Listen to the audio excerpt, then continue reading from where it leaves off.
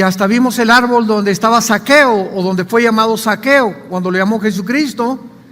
Y Jericó precisamente es la ciudad que se encontraba en el área de Judea y Samaria, que está en manos de los palestinos. Belén, la ciudad donde nació Cristo, el pueblito de Cristo, también está en manos de los palestinos actualmente. Muy bien, se hizo un proyecto para sacar a los palestinos de Judea y Samaria y todo ese territorio anexarlo a la tierra de Israel. Esto iba desde luego a resultar en problemas muy serios, porque pues los palestinos quieren cada vez más tierra y supuestamente por paz, tierra por paz. Pero en 1972, el fundador de la Organización para la Liberación de Palestina, un terrorista llamado Yasser Arafat, propuso en los estatutos de que jamás ellos iban a aceptar ninguna concesión a menos que se les entregara la ciudad entera de Jerusalén. Estoy poniendo todas las cartas ahorita sobre la mesa para que ustedes se den cuenta en el tiempo en que nos encontramos tan preciosos, y es impresionante la Biblia, cómo pudo adelantarse a todos los detalles que vamos a desarrollar a continuación. Arafat propuso que nada más que la ciudad entera de Jerusalén. Esta es la razón por la cual en 1993, en la ciudad de Oslo, en Noruega, en Europa, se hizo un tratado para que Israel pudiera tener relaciones con Jordania y con Egipto.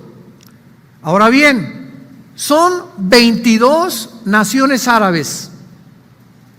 22 naciones árabes rodean a Israel.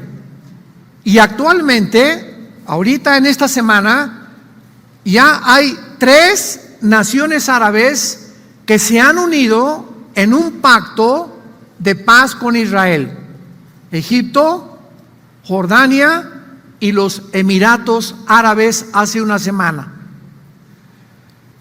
Entonces, desde que Arafat propuso esto, los judíos han tratado de hacerles ver a los palestinos: bueno, les damos Judea y Samaria, ya les dimos la franja de Gaza, etcétera, etcétera.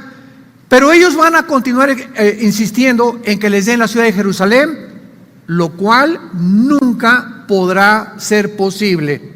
Jerusalén jamás bíblicamente será entregada, jamás, hasta que Cristo regrese a este mundo. Entonces, Benjamín Netanyahu le dijo a Trump: tengo otro plan. Y entonces Trump, como está muy ocupado ahorita por las elecciones que va a haber en noviembre 3, donde se va a decidir no solamente el futuro de Estados Unidos. Ahora, el 3 de noviembre, escuchen esto, se decide el destino del mundo entero con las elecciones. Porque si los republicanos pierden y los demócratas ganan en Estados Unidos, perdemos nuestras garantías individuales y nuestra libertad. Estoy hablando a nivel mundial.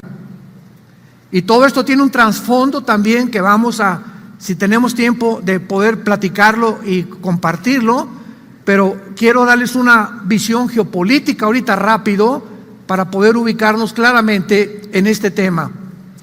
Entonces, el presidente Trump mandó a su yerno, Jared Kushner, que está casado con su hija Ivanka, al Medio Oriente para que él sirviera de mediador entre más naciones árabes, porque Israel está buscando la amistad con todas las naciones árabes que quieran tener relaciones con ellos.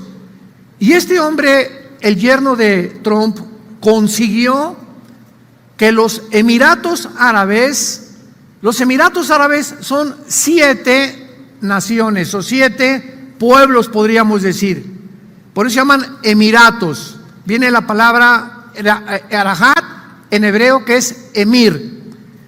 Y estos 7 Emiratos Árabes están controlados por una monarquía, como todas las naciones árabes, porque la única democracia es Israel. Entonces los Emiratos Árabes decidieron pactar con Israel hace una semana.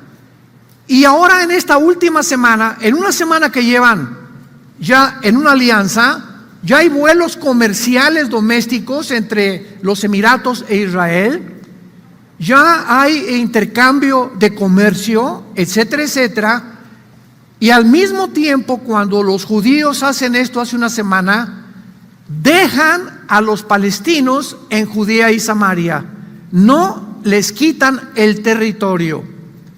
Y en otras palabras, les están diciendo a los palestinos, los judíos: miren, no nos interesa que ustedes se salgan, quédense dentro de nuestra tierra, nos interesa alianza con las naciones árabes, no tanto con ustedes. Y esto no le agrada a Dios, porque como lo vamos a ver en el libro de Joel, capítulo 3, versículo 1 al 2, una de las razones que la Biblia nos muestra por lo cual va a haber una tercera guerra mundial y por qué van a tratar de invadir a Israel, es porque Israel está concediendo demasiado de su tierra que Dios le prometió a Abraham, Isaac y a Jacob a sus enemigos. Bueno, entonces ya se quedaron ahí los palestinos en Judea y Samaria y ahora se entabla una nueva relación. Entonces, de las 22 naciones árabes que hay, ya están con Israel Jordania, Egipto y los Emiratos Árabes. Faltan 19 para que todo el mundo árabe se pudiera reunir con Israel. Sin embargo, en la Biblia, en el capítulo 9 de Daniel, encontramos esta revelación de las 70 semanas que la mayor parte de ustedes ya están relacionados con esta profecía, donde Daniel busca a Dios en oración en todo el capítulo, preguntándole si ahora que regresaran de Babilonia, ya se iba a cumplir el reino mesiánico prometido en 2 de Samuel 7 al rey David, donde el trono de David tendría un heredero que sería el Hijo de Dios, Jesucristo. Sin embargo, el ángel que se le aparece en Daniel 9 a Daniel no le dice que el reino mesiánico sigue inmediatamente, sino que tendrían que pasar algunos eventos antes de que el Mesías regresara. Por eso se llama las 70 semanas de Daniel. Pero como los judíos tenían semanas de días y de años, esta semana, esta palabra Shebúa, en el versículo 24, 70 semanas, Shebúa Shabú, significa semanas de años. ¿Cuánto es 7 por 7? 49. Dios le dice a Daniel, 490 años faltan para que yo trate con ustedes como mi pueblo Israel. 490 años. Y voy a comenzar a decirte la forma en la que estos 490 años se van a ir sucediendo de una forma cronológica. Desde que se dé la orden de que Jerusalén comience a ser restaurada y levantada, hasta el Mesías habrá 483 años, o sea, 69 semanas. Y desde que se dio la orden, Nehemías capítulo 2, por el rey Ciro de Persia, Ciro fue antes pero se interrumpió. Desde que Artajerjes en Nehemías capítulo 2 da la orden a Nehemías a levantar las murallas hasta Jesucristo, señores escépticos, asépticos, agnósticos y ateos que nos escuchan, esta cronología es bueno, a cualquiera, ¿verdad?, le vuela la mente, porque aquí se encuentran matemáticas en la Biblia que solo Dios pudo haberlas cumplido. Y precisamente desde que se dio la orden de la reconstrucción hasta que Cristo entró en un burrito a Jerusalén, se cumplieron 483 años. Muy bien. Pero la profecía que dice que tenían que ser 490 años. ¿De acuerdo? ¿Me van siguiendo? ¿Vas tomando nota? Entonces, ¿cuántos faltan? Faltan 7 años. 483 ya se cumplieron. Y entonces los judíos rechazan al Mesías. No queremos nada contigo, no, tú no eres el Hijo de Dios para nosotros, estamos esperando otra persona, etcétera, etcétera. Y se interrumpe la profecía de las 70 semanas. Y estos 7 años que faltan, Dios tiene que cumplir su palabra. Y estos 7 años que faltan son los 7 años de la famosa tribulación. Ahora, muy bien, como estos 7 años son exclusivamente para Israel, no para la iglesia, porque el plan de Dios para Israel es uno y el plan de Dios para la iglesia es otro. Tenemos en la Biblia, ustedes que estudian teología, que separar a Israel de la iglesia como dos entidades completamente diferentes. El plan para Israel se tiene que cumplir al pie de la letra y el plan de la iglesia terminará en el arrebatamiento de la iglesia.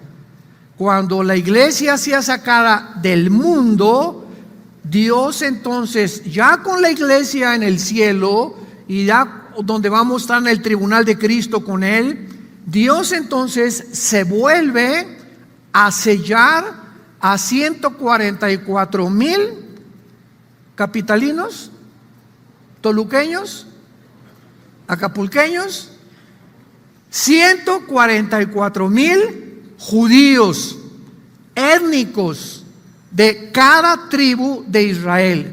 Apocalipsis capítulo 7. Entonces, esta es la razón por la cual la iglesia no puede atravesar la gran tribulación, porque Dios ahora se vuelve a Israel, ya no es la iglesia la que va a evangelizar el mundo. Cuando Jesucristo dijo en Mateo 24, y será predicado este evangelio en todo el mundo, y entonces vendrá el fin, el cumplimiento de esta profecía la van a tener los judíos, no la iglesia. Nosotros nos vamos a ir en medio de una aberrante apostasía bíblica, que es precisamente la etapa que la iglesia ahorita está atravesando. Estamos atravesando la apostasía, donde se están introduciendo barbaridades a la Biblia, herejías a la Biblia, falsos apóstoles, falsos profetas, etcétera, etcétera. Todo esto forma parte del final de la iglesia, porque la iglesia va a terminar igual que como terminó Israel, en la apostasía. Y cuando nosotros vemos que dice la Biblia que seremos como una novia virgen sin mancha ni arruga, no significa que Dios significa que Dios nos ve así, de una forma, ¿verdad? De una forma posicional en el cielo, pero abajo en la tierra nosotros todavía tenemos pecado y a través de muchas tribulaciones Dios ha comenzado a purificar la iglesia. Y quiero decirles algo antes de continuar adelante. Con todo mi corazón se los digo. Marzo, abril, mayo, junio, julio, agosto. Llevamos 6 meses de una supuesta pandemia. No vamos a meternos ahorita hemos compartido mucho, métanse a las conferencias que tenemos en YouTube. Yo he explicado muchísimo lo que está pasando. Pero en estos 6 meses, la iglesia en todos estos últimos 2000 años no había enfrentado nada semejante. Nada semejante a lo que en estos últimos 6 meses hemos atravesado. Ha habido una confusión impresionante. Ha habido una incertidumbre impresionante. Y no solamente la iglesia, el mundo entero nunca había atravesado. Siempre ha habido pandemias y pestes y plagas, pero regionales, no a nivel casi como lo estamos viendo en el siglo XXI en que nos encontramos. Pero nos damos cuenta que el mundo entró en un periodo de miedo, de una histeria y un pánico colectivo que jamás lo habíamos visto. Yo cuando comenzó esto en las primeras semanas de marzo, me levantó Dios como a la 1 o 2 de la mañana, y así, sin saber muchas de las cosas, de repente me levanté y yo comencé como a temblar y supe que esto era del maligno. Inmediatamente me llevó Dios a 1 de Juan 5:19. El mundo entero está bajo el maligno. Entonces, cualquier cosa que pase contrario al plan de Dios o a la voluntad de Dios es del maligno. Y el miedo no es de Dios. ¿Por qué dice 1 de Juan capítulo 4 versículo 18? En el amor no hay miedo, no hay temor. Le dice Pablo a Timoteo, Dios no nos ha dado espíritu de miedo ni de temor. Es el espíritu que controla al mundo. ¿Por qué? Porque no hay manera más fácil de controlar a alguien o a muchos o a naciones enteras más que a través del miedo. Cuando tú amenazas a alguien y tú te sientes amenazado por cualquier persona, tú te vuelves esclavo de la persona que te ha amenazado. Porque no duermes. Me amenazó y que me va a matar, que me va a quitar esto, mi esposo que me va a quitar a los niños. Inmediatamente nos encarcelamos. Y lo más interesante de todo esto, independientemente de lo que espiritualmente hace el miedo y el temor, lo hace a nuestro sistema inmune. Los más grandes expertos en epidemiología, virología, microbiología del mundo actualmente están de acuerdo que el sistema inmunológico del ser humano es lo que nos protege, es el sistema, el blindaje que Dios nos dio en la naturaleza perfecta que Dios nos dio para evitar virus, bacterias, microbios, etcétera, etcétera. El sistema inmune. Y el sistema inmune que tú tienes desde niños, ¿verdad? Por eso a los niños es dificilísimo que pasen lo que estamos atravesando, o los jóvenes también, es porque está muy fortalecido. Ya a los 65, 70, 75 años de edad, este sistema, este blindaje del ser humano se va debilitando cantidad. Y más si esa persona está acostumbrada a comer azúcar.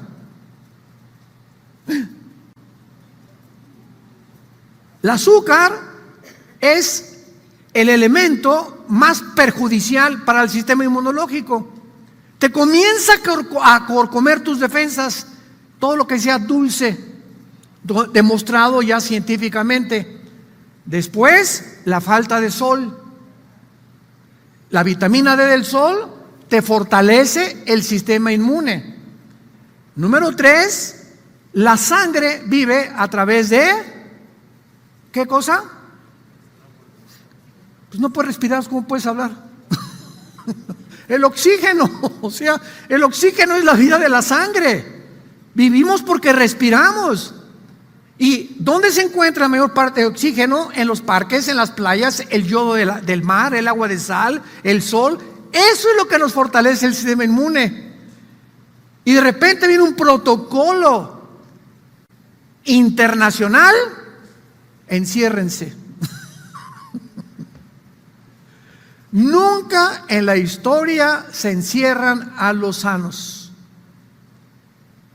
La cuarentena es para los enfermos, no para los que están sanos. Y cuando comenzamos así a rascarle y a buscarle, decimos, bueno, ¿en qué mundo nos encontramos? ¿Será verdad? ¿Será sandía? ¿Será ta? Y comenzamos a usar un poquito de lógica, un poquito de sentido común y a ver el mundo espiritual y vemos que hay algo detrás. Tiene que haber algo detrás. Porque ahora, después de todo esto que pase, ¿quiénes son las personas que van a enfermarse más rápido en noviembre o diciembre o octubre, cuando pasemos cierta fase de lo que estamos atravesando? Las personas que han respirado menos y las que más encerradas han estado.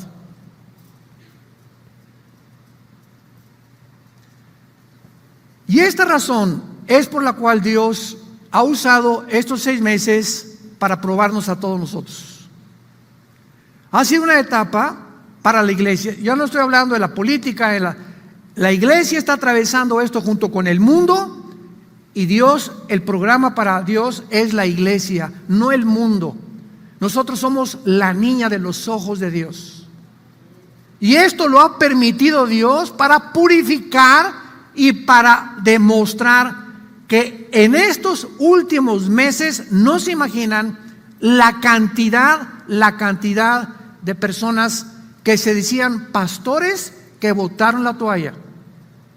Iglesias que no van a volver a levantarse. Personas que han caído en este tiempo en el adulterio, en la depresión, en el estrés, en la ansiedad, en pastillas tranquilizantes, en la desesperación. Se han encarcelado. Y Dios, ¿dónde está tu fe? Cuando la fe es probada como ha sido probada, Dios ha demostrado a través de esto que ya viene por nosotros y está purificando su iglesia para ver quiénes son realmente los de la Biblia. O si tú has sido únicamente una persona que vienes a la iglesia sin Biblia, casi no tienes contacto con la Biblia, no tienes contacto en oración con Dios tampoco. Y a través de todo esto se purifica y se ve quiénes son realmente los verdaderos hijos e hijas de Dios, que han nacido de nuevo, que aman a Dios, apasionados por la verdad, con una vida limpia delante de Dios y una vida de santidad delante de Dios. Y ha barrido Dios como ustedes no se imaginan la cantidad de contacto que tenemos con diferentes naciones, pastores e iglesias, como un dominó, están cayendo así uno tras otro, porque las iglesias estaban llenas de cristianos profesantes nada más. E iban, tomaban su torta milanesa que les daba el pastor el domingo, y lunes, martes, miércoles y jueves ni la Biblia abrían. Jamás tuvieron un contacto con Cristo, jamás pudieron introducirse en la palabra, jamás diezmaron, jamás les interesó los misioneros, jamás les interesó la obra de Dios, pero se decían cristianos de la boca para afuera. Y en aquel día me dirán, Mateo 7, Señor, Señor, y yo te diré, nunca te conocí. Pero iba a la iglesia del sur en la avenida Universidad. Aunque hayas venido, venías de la boca para afuera. Te entraba por acá todo y te salía por acá.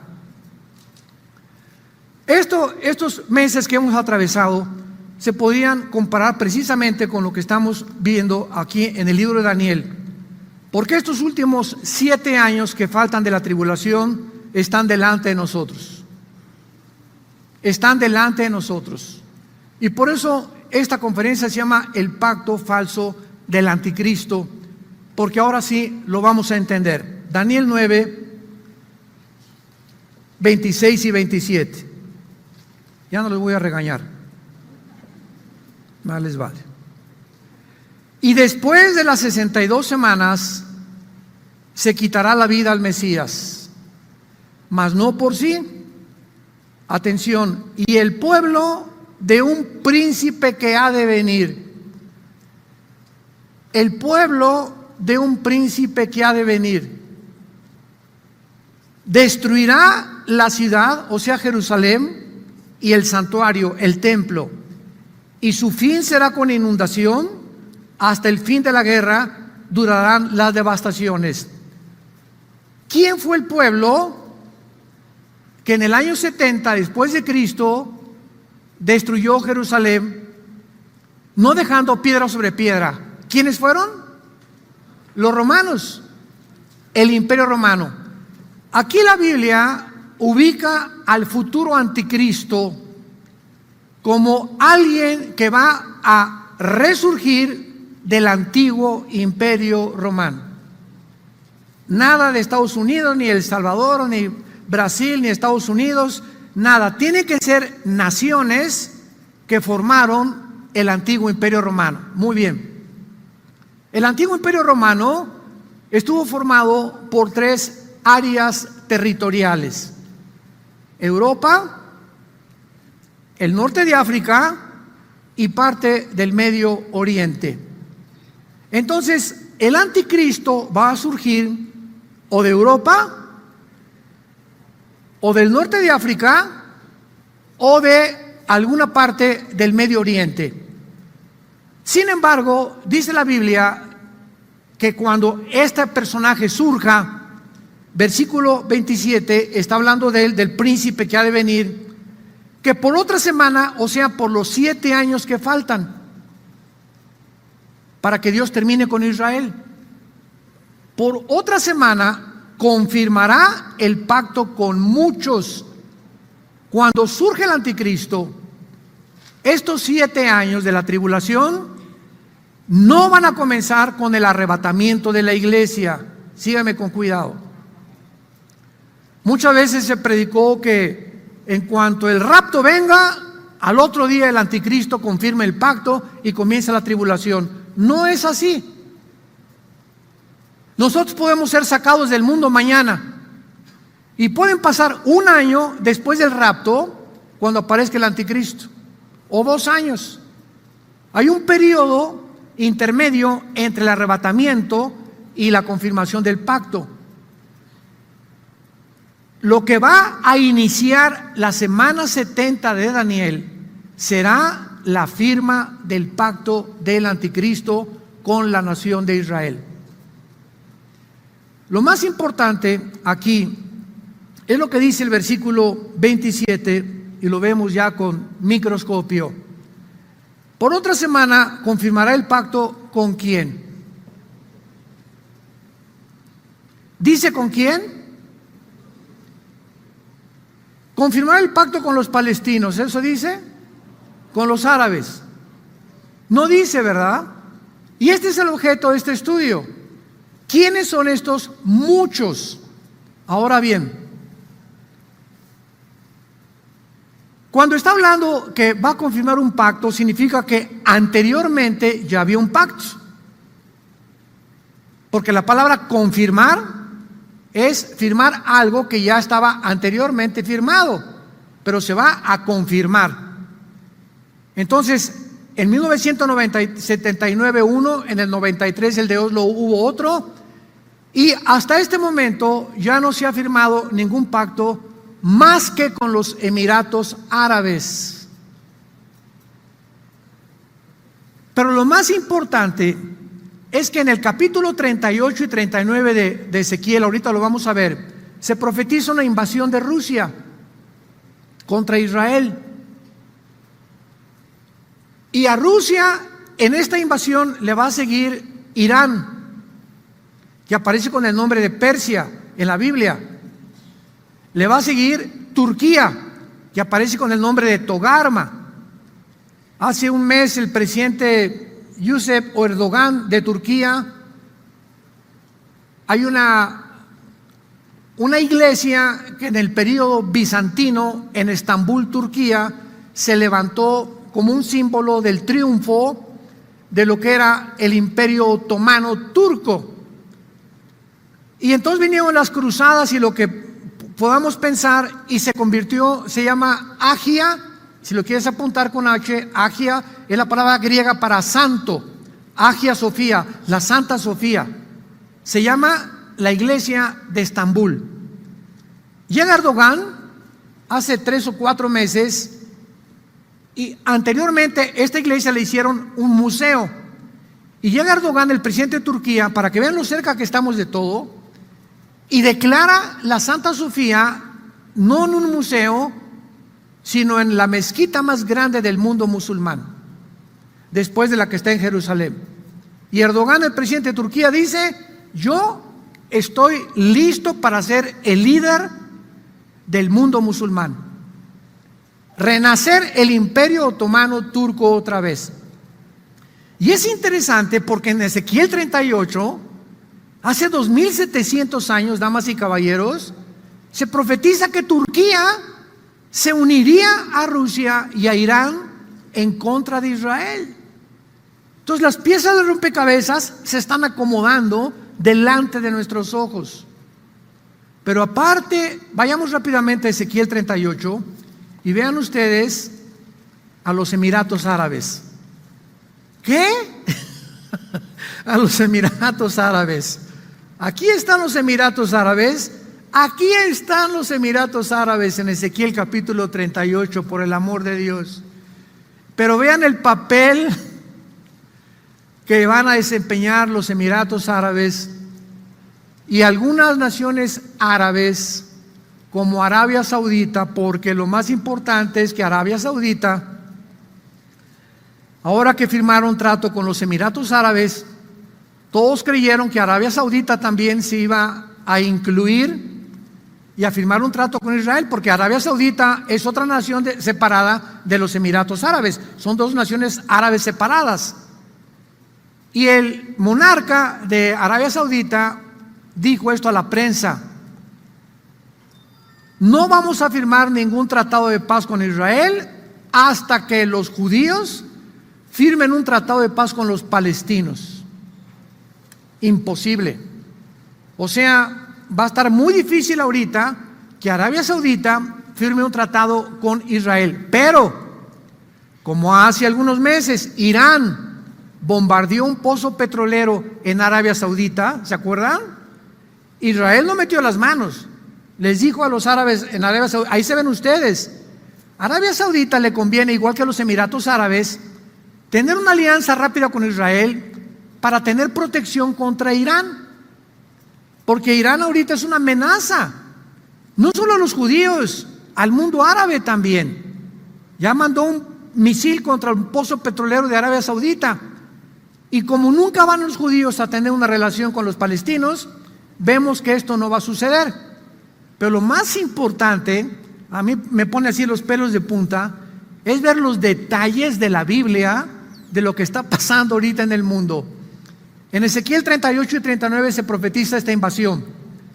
Y en el versículo 5 y 6 ya se delinean las naciones que vienen con Rusia. Pero en el versículo 13 encontramos algo sorprendente. Y dice así: Sabá y Dedán, apúntalo en tu Biblia, es Arabia Saudita y los Emiratos Árabes. Las naciones del Golfo, árabes del Medio Oriente. Estas naciones y los mercaderes de Tarsis. ¿Quiénes son los mercaderes de Tarsis? Bueno, cuando vemos nosotros, y todos sus príncipes, la palabra príncipes, apúntala en el hebreo, es con K, Kepir. K de kilo, E de Enrique, P de Pedro, Y, R de Raúl. Kepir significa en el hebreo leones o cachorros de león. ¿Saben a quién se refiere? Tarsis era Inglaterra. Inglaterra produjo a Estados Unidos. Vamos por orden. Aquí está Inglaterra. El imperio inglés fue de los más poderosos de toda la historia. A todas las naciones de habla inglesa produjo a Inglaterra, Canadá, Australia y Nueva Zelanda, que son las naciones que tuvieron su origen. O sea, Inglaterra es la madre de las naciones que hablan inglés, o sea, oficialmente en el mundo en que nos encontramos. Entonces encontramos que Estados Unidos, Canadá, Inglaterra, Alemania ¿China? ¿Japón? No.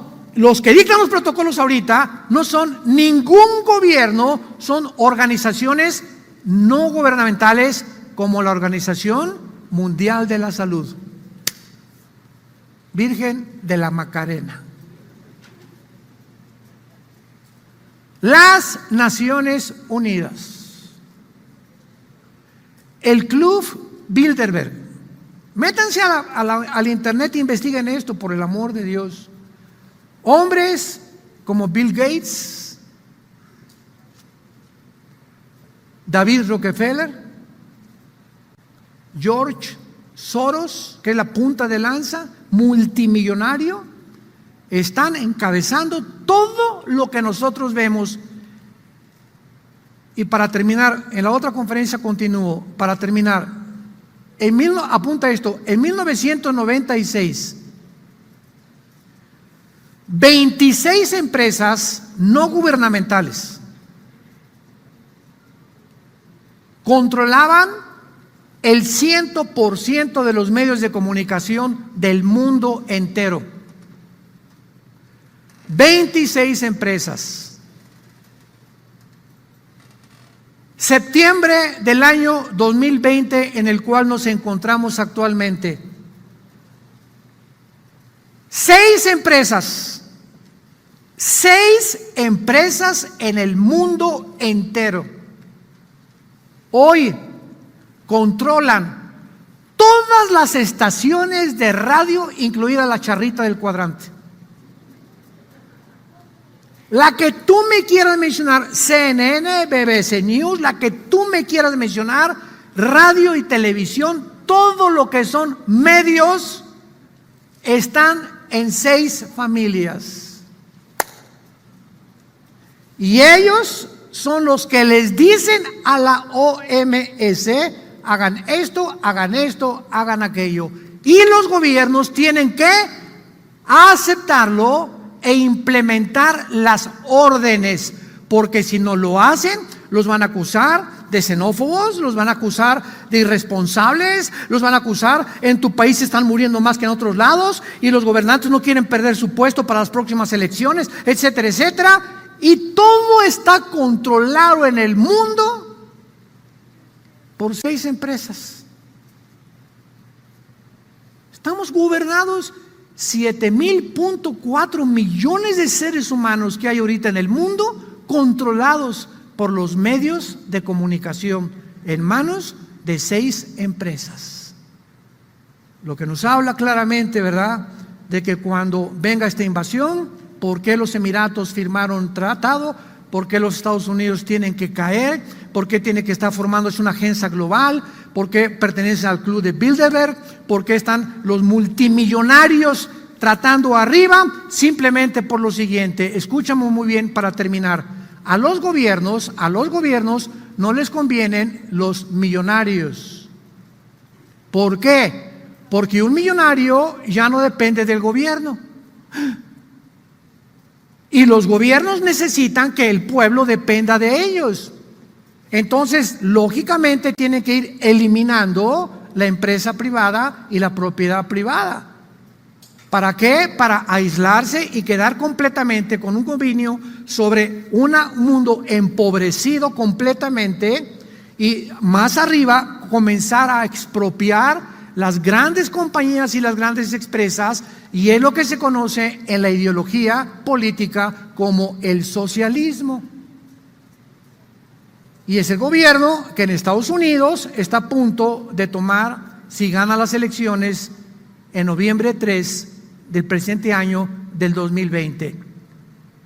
Y el otro día me preguntaron en una entrevista, ¿por qué cree usted que el socialismo haya resurgido en el mundo cuando se demostró en el siglo XX por más de 70 años, por el amor de Dios, Jesús, María y José y el burrito que los acompaña, que fue un fracaso? Miguel Gorbachev dijo, es un fracaso la ideología del comunismo, no funciona. ¿Por qué lo quieren desenterrar otra vez? Simplemente porque no hay otro. Cuando se ha demostrado en los últimos 3 siglos que el capitalismo es el que produce el mercado y el dinero y el comercio, y los empleos.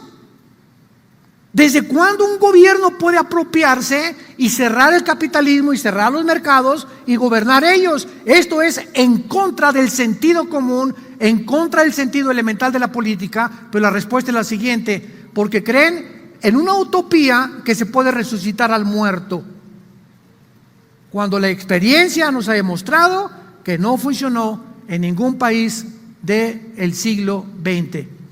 El mundo ha llegado a la locura. Nos encontramos en una confusión tremenda. Y ojalá que tú no sigas con tus telenovelas, pensando en Chespirito, dejando de estudiar la Biblia, dejando de apasionarte por la verdad, saber que ya los cascos de los jinetes del Apocalipsis se escuchan en el cielo y el pueblo de Dios dormido. Ojalá que esto nos haya servido para despertarnos. Yo le pido a Dios con todo mi corazón durante todos estos meses: Señor, si tu iglesia va a regresar, danos fuerzas como el águila, levántanos más fuertes, porque esperamos en ti. Que tu iglesia sea una iglesia victoriosa ahora, que haya más pasión en los cristianos, que prediquemos sin miedo, apasionados por la verdad, para que el mundo tiemble ante el evangelio de la gracia de Dios, se humillen y se arrepientan de sus pecados, porque el Señor viene y viene a juzgar al mundo. Prepárate,